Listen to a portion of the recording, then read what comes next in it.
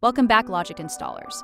Today, I want to talk about hacking the future, specifically how to preemptively debug disaster. Just a few weeks ago, I delivered a critical client presentation. It was polished, data-driven, and I thought bulletproof, but it nearly imploded.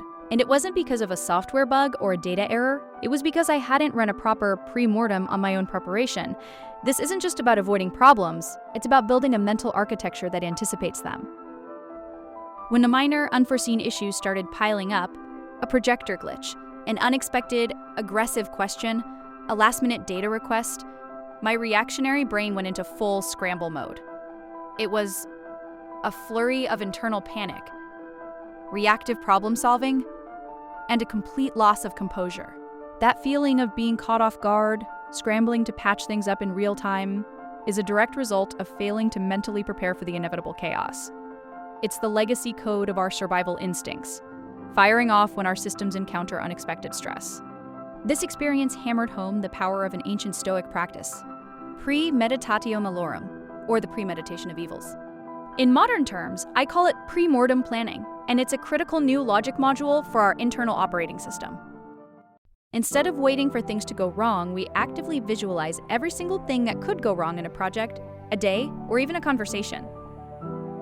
Using my business analyst skills, I now run internal simulations. What if the network goes down?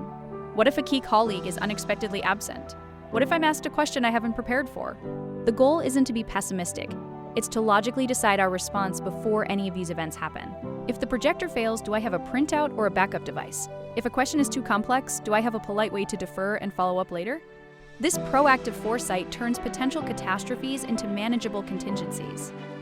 Let's run a hypothetical through our control filter, but during the pre-mortem phase, input.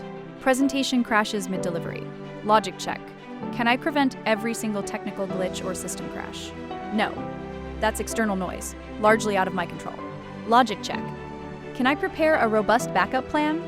Can I have a printed deck, a second laptop, a PDF on a USB drive, or even just rehearse talking through the key points without slides? Yes. These are target variables. The output is clear. Focus my energy on creating multiple layers of redundancy for the presentation delivery.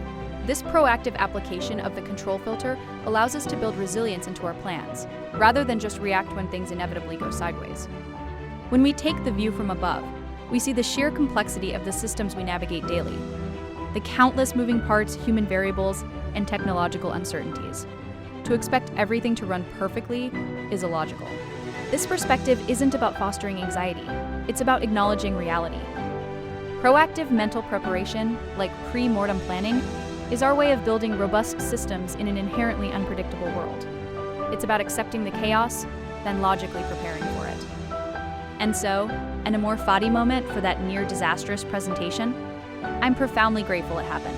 Without that scare, that moment of reactive scrambling, I might not have fully integrated pre-mortem planning into my Stoic Logic operating system.